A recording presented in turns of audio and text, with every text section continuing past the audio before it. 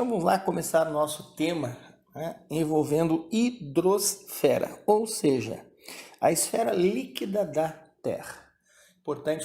Importante lembrar, né, das diferentes esferas da Terra, que é basicamente o assunto que a gente está trabalhando aí dentro da geografia física com vocês. Mas em relação à hidrosfera, então vamos falar sobre a quantidade de água, ou seja, a maneira como nós encontramos a água no nosso planeta. Não esquecendo que a hidrosfera ela vai estar representada pelas águas continentais, pelas águas oceânicas, pelas águas subterrâneas e, claro, pelas geleiras. Outro detalhe, lembrar que a quantidade de água da Terra ela nunca mudou. E a maneira como nós vamos encontrar essa água, né? Então é lógico, nós temos essa água, ela nos três estados físicos, né, que nós conhecemos. A água está na forma sólida, então são as geleiras. Na forma líquida, nós temos os rios, os lagos, os oceanos, as águas subterrâneas também, né, que são os aquíferos ou os lençóis de água. E no seu estado gasoso, na forma de vapor d'água na atmosfera. Então, lembrando dentro dessa questão, né, da vida, da evolução, inclusive da vida na Terra, lembra das esferas, conforme eu relembrei agora há pouco para a moçada. Né? A Terra ela é formada pela litosfera, que é a esfera sólida da Terra, pela atmosfera, a esfera gasosa da Terra, e pela hidrosfera, a esfera líquida da Terra. A quarta esfera terrestre, ela surgiu em uma integração envolvendo essas três esferas. Ou seja, a integração entre litosfera, atmosfera, hidrosfera, para que daí sim a biosfera ela surgisse. Para que daí sim a biosfera fizesse parte, portanto, não é? Das esferas da Terra, da estrutura e dos sistemas que envolvem o nosso planeta. Lembrando, né, que a vida ela realmente começa, né, em termos de evolução a partir do ambiente líquido. Né? E você sabe muito bem, né, o que a água representa, o que a água significa, evidente, dentro dessa questão, não é? Sobre a presença dela em praticamente todas as formas de vida, sendo ela necessária, portanto, para todas as formas de vida. Tá? E, claro, em relação ao movimento das águas, né? O movimento da água na Terra. Tá? As águas continentais, elas se acumulam, elas estão presentes no que nós identificamos como terras emersas. Ou seja, continentes. Então, nós temos os rios, nós temos os lagos e também nós vamos ter a presença das geleiras, certo? Então, desde a formação da hidrosfera, desde o surgimento, portanto, dessa massa líquida, né, dessa esfera líquida da Terra, a água ela está em constante movimento na natureza. Esse movimento, né, da natureza, entendendo o que eu disse agora há pouco, que a quantidade de água da Terra nunca mudou, sempre foi a mesma, justamente porque nós temos, né, o que nós identificamos como o ciclo hidrológico, ou o ciclo da água. O que nós temos é, de forma ininterrupta, o movimento da água sobre a superfície do nosso planeta. Lembrando que o ciclo da água ele se manifesta em três fases, né? Em três etapas. Nós temos a evaporação, associada à evapotranspiração. Nós temos a condensação, não é? E nós temos a precipitação. Lembrando, a evaporação envolve todas as massas líquidas superficiais principalmente. A evapotranspiração associada é a transpiração dos vegetais, certo?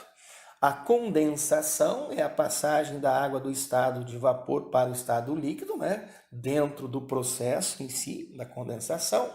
E a partir daí a precipitação, que é o retorno dessa água para a superfície. Então, por ser um ciclo, lembrando que ele é ininterrupto, certo? Nós entendemos que a quantidade de água da Terra, ela nunca mudou, ela sempre foi a mesma, tá? Para entender, portanto, a presença da água na Terra, né? A presença, portanto, e é claro, nós também sabemos que a distribuição dessa água não é a mesma em relação ao planeta todo. Nós sabemos perfeitamente, não é, que a distribuição de água da Terra ou na Terra, ela é diferente. Nós vamos encontrar áreas que apresentam uma grande concentração de águas, assim como nós temos áreas em que essa concentração é muito menor, áreas em que nós temos uma quantidade, né, também diferente, né, tanto em superfície como também em profundidade, considerando aí as águas subterrâneas. Mas o fato é, a quantidade de água da Terra nunca mudou. A questão envolvendo a água, né, moçada, até é interessante colocar isso, né, a água como fonte de vida, né? Então, quando eu falo da água como fonte de vida, eu não estou me referindo, né, primeiramente à forma como a água está distribuída, né, por esses reservatórios naturais, as águas oceânicas, as continentais, as subterrâneas, as geleiras, o que nós temos na atmosfera. Eu também tenho que me referir à água que está dentro de nós como seres humanos, não é? Fazendo parte praticamente da nossa existência corporal, de todos os seres vivos. Não existe ser vivo que consiga sobreviver sem água. Não é? Nós mesmos, né? 70% do nosso organismo é composto por água, para entender a necessidade e a importância que a água representa. Tá? Então, veja, 70% do nosso organismo é composto por água. 75% do nosso cérebro é água. 75% do nosso coração é água. 86% dos nossos pulmões, água. 86% do nosso fígado. 83% dos nossos rins. 81% do nosso sangue. 75% dos nossos músculos. Então, entenda o quanto a água é fonte de vida. Mesmo entendendo, né? Claro, entendendo essa questão, né? O movimento da água, né? Sobre o nosso planeta, sobre a superfície do nosso planeta, através aí do ciclo da água. Tá? Então, realmente, né? O que a água representa para nós? Quando se trata dessa disponibilidade, aquilo que eu disse, né? Como que essa água está realmente distribuída?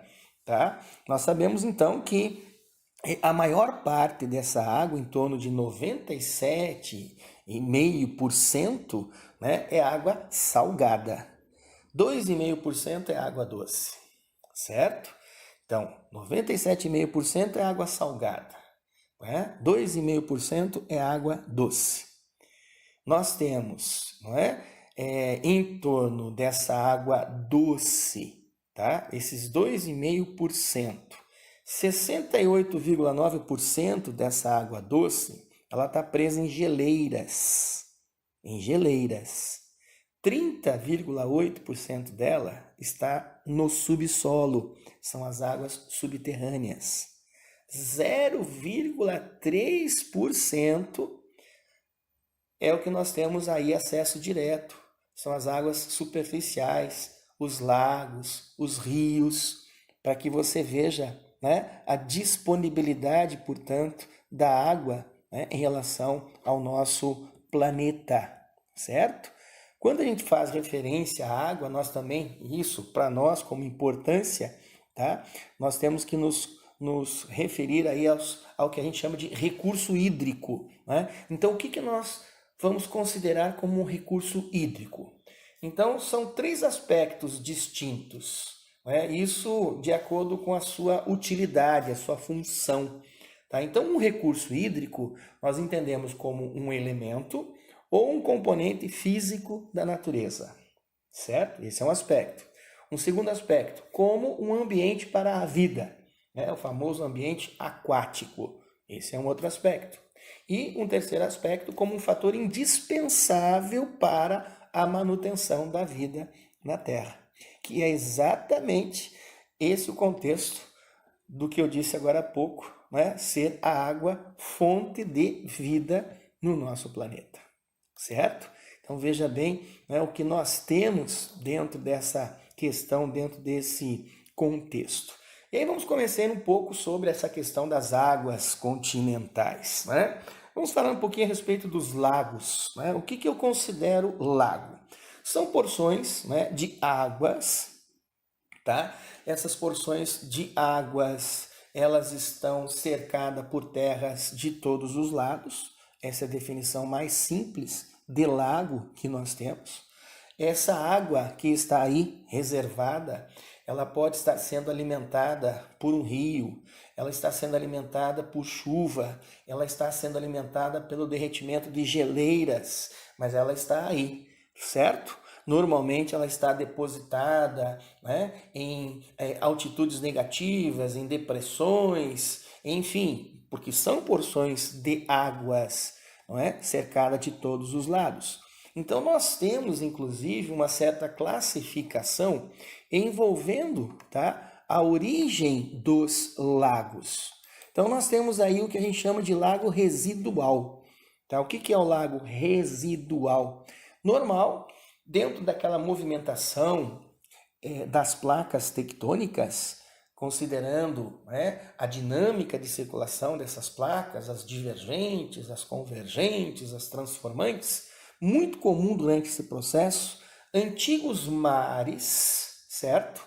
Que deixaram de ter comunicação com a massa oceânica maior, pela movimentação, portanto, da crosta terrestre, da litosfera, dentro da teoria da deriva e da movimentação das placas tectônicas. Então essas porções, né, de antigos oceanos, ou de antigos mares ou oceanos, né, ficaram totalmente isoladas, dando origem a esses chamados lagos residuais, que também são conhecidos como mares fechados. Tá? A exemplo, nós estamos falando aí do Aral, né? O Lago Mar de Aral, o Cáspio, Lago Mar Cáspio, né? O Balcache, o Lago Mar Balcache, o Mar Morto, Lago Mar Morto. Eles são considerados lagos residuais ou mares fechados, mares isolados. Então, esse é um tipo de lago.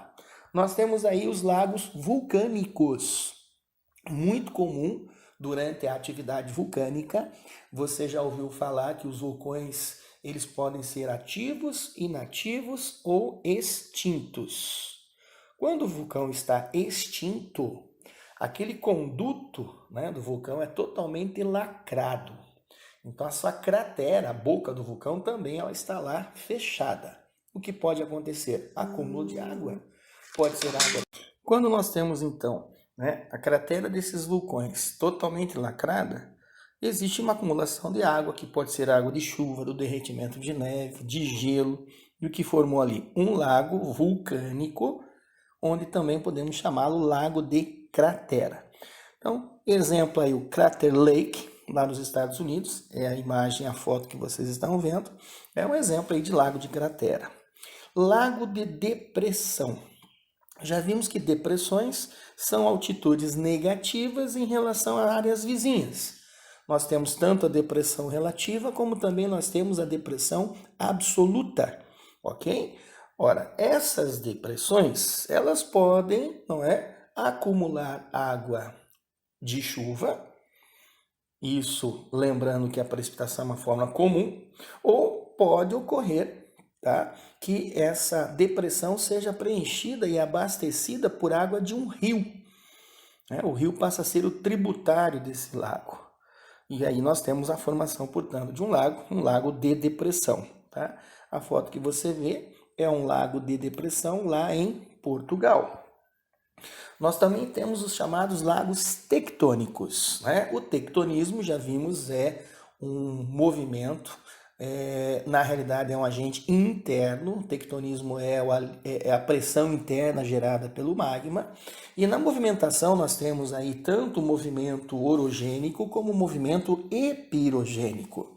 E o que é muito comum, portanto, principalmente quando nós temos o movimento epirogênico, a ocorrência das fraturas e também das falhas. Quando ocorre, portanto, fraturas e falhas, Essas fraturas ou falhas, chamadas agora de falhas tectônicas, elas podem ser preenchidas por águas, tá? Também de acúmulo de água de chuva, de água de rios. Essas fendas, né, normalmente elas são estreitas, são profundas, mas nós temos a partir daí a formação de um lago tectônico. Então nós temos isso na região principalmente da África, né? Exemplos aí o Lago Alberto, tá? O Malawi, o Tanganica, tá? E também nós temos o Baikal lá na Rússia. São exemplos de lagos tectônicos. Nós temos aí os lagos de erosão. A erosão é um processo de desgaste, nós sabemos muito bem. Esse processo de desgaste pode ser superficial, mas vão formar, não é? O que nós podemos identificar como antigas depressões. Então, pouca profundidade, são áreas de pouca profundidade, né? É normal até que isso resulte de um trabalho de erosão fluvial. E aí acaba acontecendo o quê? Um processo de desgaste, de escavamento vai ocorrendo. Essa erosão pode ser provocado principalmente ou por rios ou pelo avanço de geleiras, tá? E com o derretimento ou o acúmulo de água formou então um lago de erosão, tá? Nós temos aí como exemplo, né, o Grande Lago dos Escravos, lá no Canadá, tá? Na região lá da Finlândia. A maioria dos lagos que você encontra na Finlândia são lagos de erosão glacial, tá? A Finlândia, inclusive, é conhecida como o país mais lacustre do mundo. A Finlândia tem mais ou menos em torno de 40 mil lagos, todos eles de origem de erosão, né? São lagos de erosão glacial. E aí nós temos os lagos de barragem. Esses lagos de barragem, eles podem ser tanto de origem fluvial como de origem marítima. Então, são lagos formados por barreiras, tá? Quando é fluvial, nós consideramos aí a formação dos meandros, tá? Quando nós temos aí o curso do rio abandonado, principalmente em áreas de curva, e aí permanece essa curva com água, normalmente a alimentação dela é feita através do movimento das águas durante as enchentes, tá? Mas esse lago chamado meandro ou lagos de várzea são lagos de sedimentação fluvial. E os de origem marítima são as restingas, aquelas barreiras, aqueles cordões arenosos que se formam ao longo do litoral. Você tem aí essa imagem no canto inferior esquerdo. Você vê ali aquela barreira arenosa, tá? Isolando uma parte, inclusive, do mar, formando o que na realidade nós chamamos de lagunas. Só que, é claro, essas lagunas são esses lagos de barragem marítima, tá? Aqui no Brasil nós temos a Lagoa dos Patos e a Lagoa Mirim, é um grande exemplo para vocês desse tipo de formação lacustre. E aí, é claro, existem os lagos artificiais. Com relação aos lagos artificiais, aí são os lagos de barragem, né, de uma hidrelétrica, tá? O que acontece é o represamento das águas de um rio, ou para a produção de energia, de eletricidade, ou simplesmente para a formação de um lago artificial, não é? A formar aí um lago, né? um grande represamento de águas que vai, com certeza, servir até para abastecimento de águas a uma determinada cidade, enfim. Mas entendendo a questão, né? Envolvendo as águas continentais. Tá? E aí dando destaque principalmente aí, né, nesse momento, aos lagos. Mas antes de seguir, entrar, né, na sequência das águas continentais, falar um pouco a respeito dos rios, é interessante falar um pouco sobre essa questão da água, a importância dela até para entender, né, como é fundamental esse recurso. Lembrarmos um pouco a respeito da lei das águas que nós temos, existe até uma lei em relação a isso. É interessante, né, vocês terem conhecimento sobre essa lei, a famosa lei das águas. ela é um decreto, né, de 1934, tá? No Brasil, portanto, foi a primeira regulamentação sobre as águas, né, o Código de Águas. Existe uma legislação a respeito disso, tá?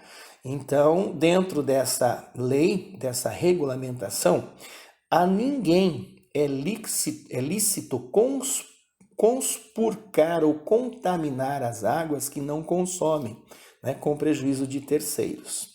Então, a respeito dessa lei, estabeleceu a partir daí uma política nacional de recursos hídricos, né, que eu comentei agora há pouco para a moçada a respeito dos recursos hídricos, tá? Então, essa política nacional dos recursos hídricos, ela se baseia nos seguintes fundamentos. Primeiro, a água ela é um bem de domínio público, então ninguém é dono da água. A água é um recurso natural limitado, né, dotado de valor econômico. Realmente a água transformou-se num verdadeiro commodity, certo? Em situação de escassez, o uso prioritário dos recursos hídricos é o consumo humano e a dessedentação dos animais. Isso em caso de escassez. A gestão dos recursos hídricos deve sempre proporcionar o uso múltiplo das águas. A Bacia Hidrográfica é a unidade territorial para a implementação da Política Nacional de Recursos Hídricos e atuação do Sistema Nacional de Gerenciamento de Recursos Hídricos. E um sexto fundamento, a gestão dos recursos hídricos deve ser descentralizada e contar com a participação do poder público, dos usuários e das comunidades. Então veja o quão é importante essa questão envolvendo a água, envolvendo aí então os recursos hídricos. Outro detalhe importante para eu destacar aqui para a moçada é essa questão envolvendo a demanda pelas águas, tá? Veja bem, a demanda pelas águas. Então, quando a gente considera o recurso hídrico, o uso desta água é por setores, né? Isso é uma colocação feita principalmente pela ONU. 70% das águas, tá, moçada, são usadas na agropecuária, principalmente, né, em técnicas e projetos de irrigação. Veja bem, 70%. 22% das águas utilizado pelas indústrias, né, o setor da transformação, e 8% apenas pelos domicílios. Então, essa é o que a gente chama de demanda pelas águas. É a utilização das águas pelos setores, né, produtivos, tá? A quantidade de água que é explorada por uma população, ela tem vários usos, né? São múltiplos usos. Mas essa quantidade de água que é explorada, ela é chamada de pegada hídrica. Então, veja bem, a quantidade de água explorada, né, por uma população, nos seus múltiplos usos, é chamado de pegada hídrica, tá? Boa parte dessa água, da chamada pegada hídrica, né, aquela que é utilizada, então, né, os seus múltiplos usos, ela não é visualizada, tá, moçada? Até essa é uma colocação bem importante, tá? Essa parte da água, né, não visualizada, tá? Ela também não é incluída no custo do produto. Engraçado, né? Porque você vê a utilização da água nos seus múltiplos, né, pelos setores produtivos, tá? Então, ela é uma água virtual, ela é uma água invisível. Como assim? Não entendi. Então, veja só como exemplo. Para produzir 1 litro de leite, moçada, são necessários 1.020 litros de água. Para 1 litro de leite, são necessários 1.020 litros de água. Esse 1.020 litros de água não faz parte do preço do produto, ou seja, desse 1 litro de leite.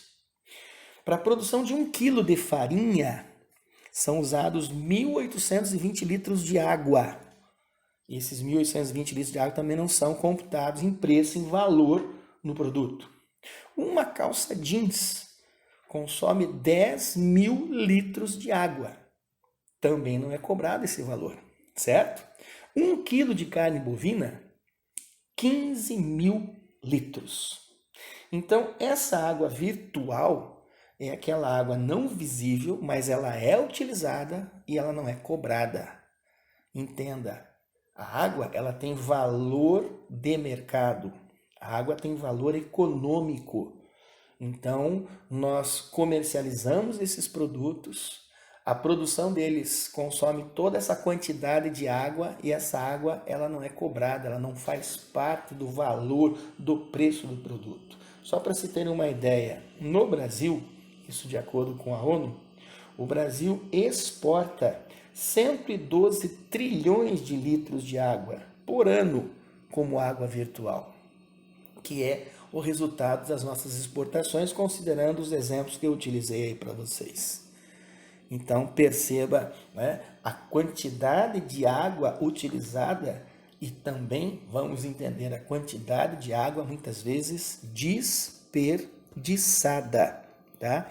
Esse é o detalhe mais interessante nesse processo todo, tá?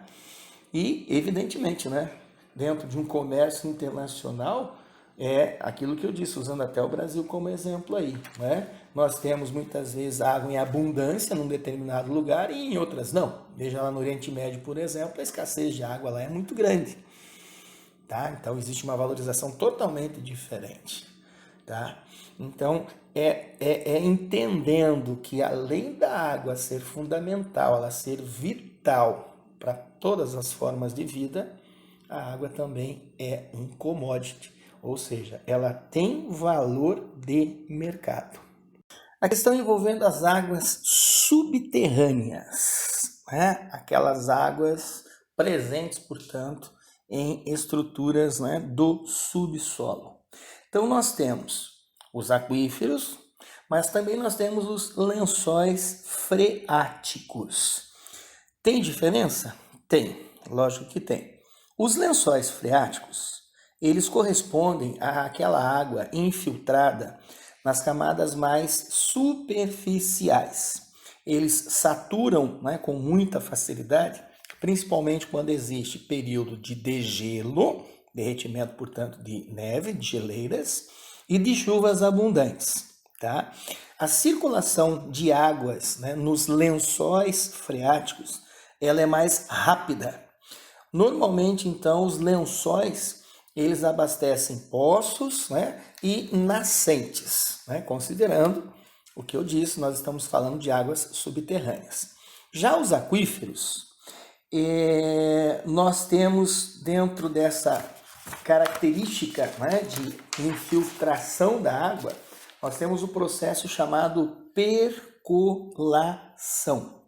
Então, os aquíferos, eles são depósitos maiores de águas e eles são mais profundos.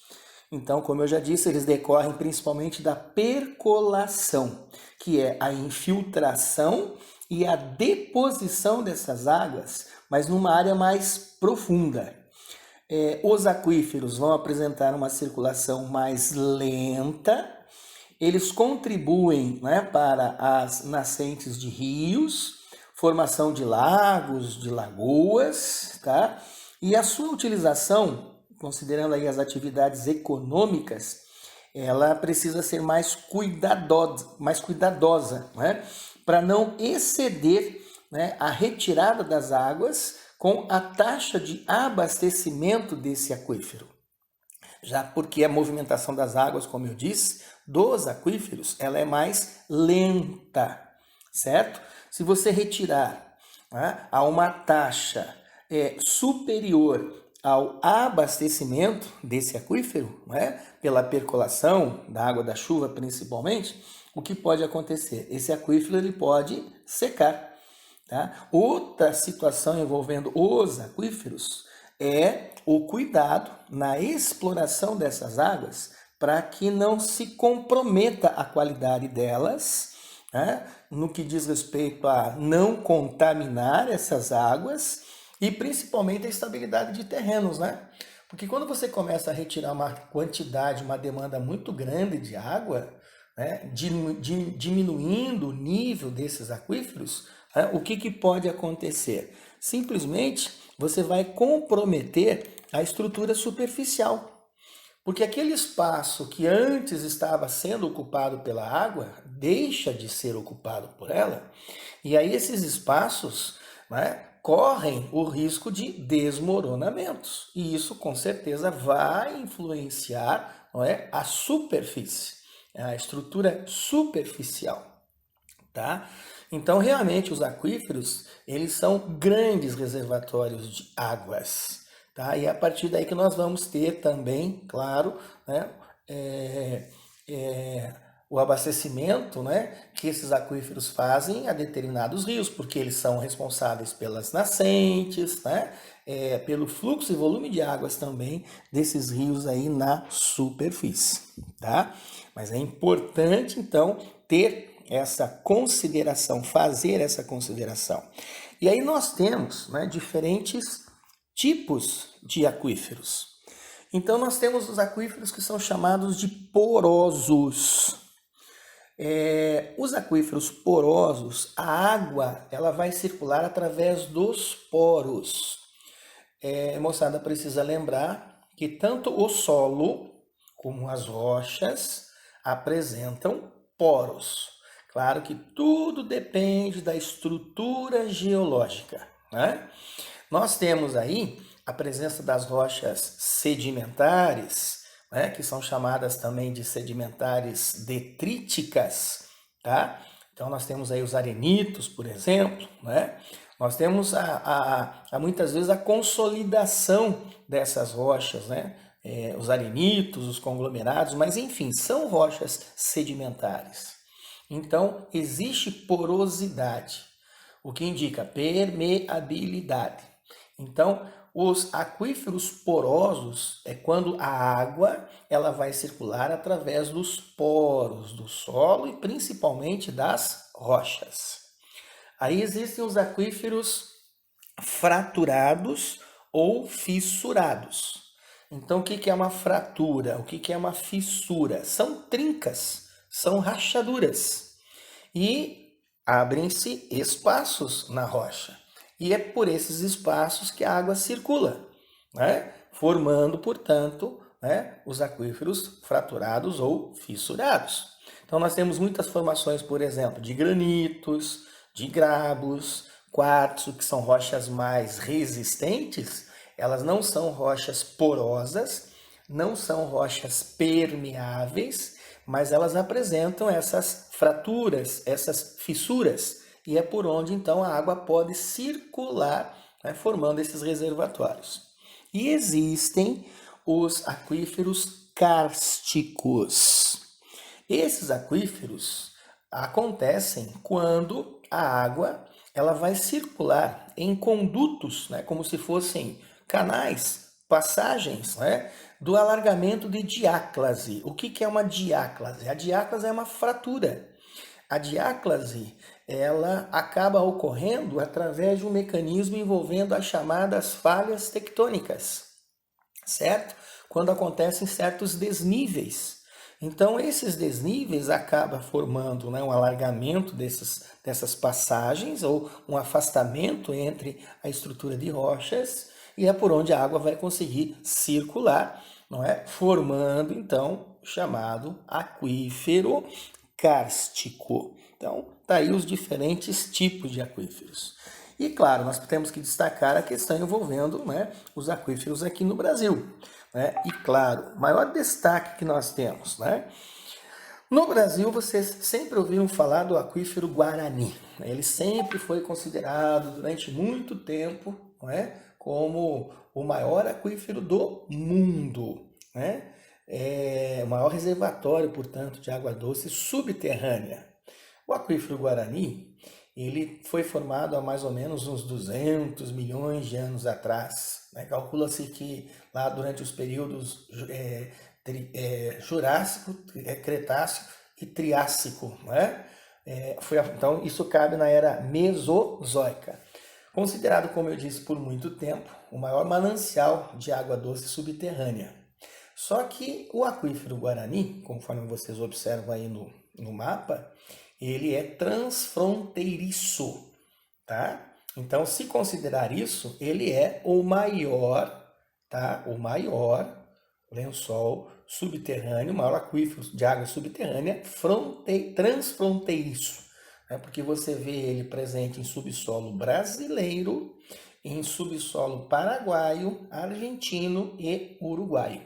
Só que a maior parte desse aquífero está em subsolo brasileiro e envolve aí as regiões sul, sudeste e centro-oeste. Olha aí, os estados de Goiás, Mato Grosso do Sul, tá? São Paulo, Paraná, Santa Catarina e Rio Grande do Sul. Então você tem aí a presença, né, da maior, praticamente 2/3 da área total do aquífero Guarani está em subsolo brasileiro. Então por muito tempo ele ficou, né, como o maior aquífero do mundo. Mas nós temos, né, uma outra situação envolvendo, né, o aquífero Alter do Chão. Conforme você observa nessa imagem, aquela manchinha lá, né, em cor rosa mais escura, envolvendo os estados do Amazonas, Pará e Amapá, representam, né, a área do aquífero Alter do Chão. Como eu disse, por muito tempo, o Guarani foi considerado o maior, né, em relação à área, em relação à quantidade de água, porque era o conhecido. Mas o Alter do Chão, em área, ele é menor do que o aquífero Guarani. Mas em quantidade de água, ele tem quase o dobro de água do aquífero Guarani. Então você tem ali, tá? Em relação a essas dimensões, né? Em torno aí de 45 mil quilômetros cúbicos de água é a área correspondente ao aquífero Guarani, em torno aí de 1,2 milhões de quilômetros quadrados, né? O Alter do Chão tem 86 mil quilômetros cúbicos de água, quase praticamente o dobro do Guarani, mas numa área de apenas 400 mil quilômetros quadrados, tá? Então, dentro, né, da questão, ele é menor em área, mas maior em volume de águas. Para se ter ideia, a quantidade de águas existentes no aquífero Alter do Chão seria suficiente para abastecer a população mundial. Veja bem, abastecer a população mundial, tá? Por aproximadamente 250 anos. Tá? Então, com certeza, nós temos uma riqueza muito importante em subsolo brasileiro. Uma das nossas maiores riquezas, né? Dentro desse contexto. Tá?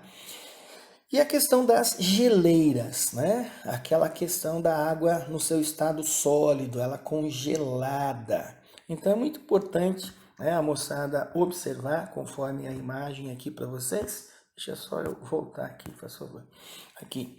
A questão envolvendo as geleiras, você vê aqui a geleira continental, né? Lembra que a geleira é um agente erosivo, né? Que a geleira ela se desloca, que o gelo tem plasticidade. Essas geleiras podem chegar até o oceano, né? Quando essas geleiras alcançam o oceano, no avanço ela vai fragmentando, vai quebrando, né, grandes pedaços, que são aí os icebergs. Por isso que o iceberg é de água doce, porque ele é pedaço de geleira continental. Então, essa massa de gelo, tá, representando aí, né, a maior quantidade de água doce que tem no planeta, né, como já informei aí para a moçada. Então, não esquecendo, a geleira ela é continental e o iceberg é pedaço de geleira. Né? Por que eu estou lembrando disso? Porque você viu agora, né? Eu mostrei anterior, mas voltando à imagem aqui, o que vocês estão vendo aqui são as banquisas, tá? As banquisas é o congelamento superficial das águas oceânicas. Então a banquisa é de água salgada, vamos entender assim, tá? É gelo congelado? Sim, mas isso é massa superficial dos oceanos. Também derrete, claro, né? Também existe um processo de derretimento desse gelo, né, Por quê? Pelo aquecimento, a temperatura da água, né, ou do próprio ar, então há o degelo. Então, as banquisas, elas degelam com mais facilidade. Já as geleiras, né, o processo é muito lento, é muito demorado, mas realmente nós temos uma quantidade muito grande, né, de gelo cobrindo principalmente as chamadas calotas polares. É a água no seu estado sólido.